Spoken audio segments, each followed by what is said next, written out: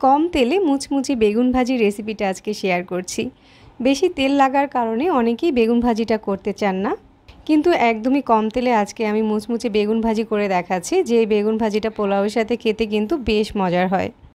বেগুন ভাজির জন্য এখানে আমি কিছু সবুজ বেগুন নিয়েছি, যে কোনো বেগুনটাই এখানে ব্যবহার করতে পারেন।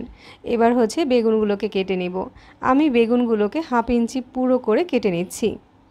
তো সবগুলো বেগুনকে এখানে আমি হাফ ইঞ্চি পুরো সাইজ করে কেটে নিয়েছি। বেগুনটা কাটার সাথে সাথে বেগুনগুলোকে 10 মিনিটের মতো পানি দিয়ে ভিজিয়ে রাখবো, এতে করে বেগুনের কষটা বের হয়ে যাবে। এরপর হচ্ছে বেগুনগুলোকে পানি ঝরিয়ে একটা বাটিতে নিয়ে নিয়েছি। এবার হচ্ছে বেগুনের সাথে 1 চামচ লবণ দিয়ে দিচ্ছি, হাফ চামচ হলুদ গুঁড়া দিচ্ছি আর 1 চামচ মরিচের গুঁড়া দিয়ে দিচ্ছি।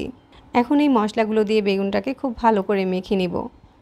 এরপর বেগুনগুলোকে 10 মিনিটের জন্য রেস্টে দিয়ে দিব, এতে করে মশলাটা খুব ভালো করে বেগুনের ভিতরে ঢুকে যাবে। কিন্তু এভাবে করে বেগুনগুলো ভাজলে অনেক টাইম ধরে বেগুনটা মচমচে থাকে। তো এখন হচ্ছে বেগুনটাকে কিভাবে মচমচে করে ভেজে নেবেন ওইটা দেখিয়ে দিচ্ছি। এর জন্য একটা বাটিতে এখানে 2 টেবিল চামচ চালের গুঁড়া নিচ্ছি, সাথে 1/4 কাপ বেসন নিয়ে নিচ্ছি, হাফ চামচ করে হলুদ আর মরিচের গুঁড়া নিয়ে নিচ্ছি, হাফ চামচ দিচ্ছি ভাজা জিরার গুঁড়া আর পরিমাণ মতো কিছুটা লবণ দিয়ে এই সব কিছু একসাথে একটু মিশিয়ে নিচ্ছি। চালের গুঁড়াটা দেওয়ার কারণে বেগুন ভাজাটা অনেক বেশি মুচমুচে হবে, সেই সাথে বেসনটা দেওয়ার কারণে বেগুন ভাজাতে অন্যরকম একটা টেস্টও আসবে। বেগুন ভাজার উপরে বেসন আর চালের গুঁড়ার এই লেয়ারটার কারণে ভিতরে তেলটাও কম প্রবেশ করবে আর বেগুন ভাজাটা অনেক টাইম ধরে মুচমুচে থাকবে। এখানে আমি সবগুলো বেগুনের পিসকে বেসন আর চালের গুঁড়ার সাথে উল্টে পাল্টে কোট করে নিচ্ছি। তো সবগুলো বেগুনের পিসের সাথে বেসন আর চালের গুঁড়াটা লাগানো হয়ে গেলে এগুলোকে এভাবেই রেখে দিব 5 মিনিটের জন্য, যাতে করে বেসন আর চালের গুঁড়াটা বেগুনের সাথে সেট হয়ে যায়।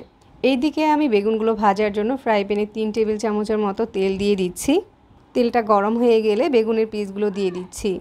5 মিনিট রেস্টে দেওয়ার কারণে বেগুনের পিসগুলো কিন্তু ভালো করে সেট হয়ে গিয়েছে আর উপরের কালারটাও চেঞ্জ হয়ে গিয়েছে। মিডিয়াম টু লো আঁচে বেগুনগুলোকে ভেজে নিব আর এখন হচ্ছে একটা ঢাকনা দিয়ে ঢেকে দিচ্ছি, তাহলে বেগুনগুলো ভিতর থেকে দ্রুত হয়ে যাবে। এবার হচ্ছে বেগুনগুলোকে উল্টে দিচ্ছি। তো বারবার উল্টে পাল্টে বেগুনগুলোকে ভাজতে আমার 5 মিনিটের মতো সময় লেগেছে। একটু সময় নিয়ে বেগুনগুলো ভাজলে অনেক টাইম ধরে মচমচে থাকবে। বেগুনের 2টা সাইডেই খুব সুন্দর একটা কালার চলে এসেছে, তার মানে আমার বেগুনগুলো ভাজা হয়ে গিয়েছে।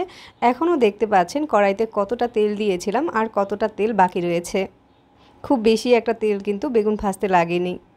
আর বেগুনগুলো ভাজার পরে ঠিক কতটা মচমচে হয়েছে এটা কিন্তু দেখেই বোঝা যাচ্ছে। আর এই ধরনের বেগুন ভাজিগুলো পোলাও কিংবা খিচুড়ির সাথে খেতে কিন্তু ভীষণই মজার হয়। আর আমার বেগুন ভাজিটা এখন হয়ে গিয়েছে।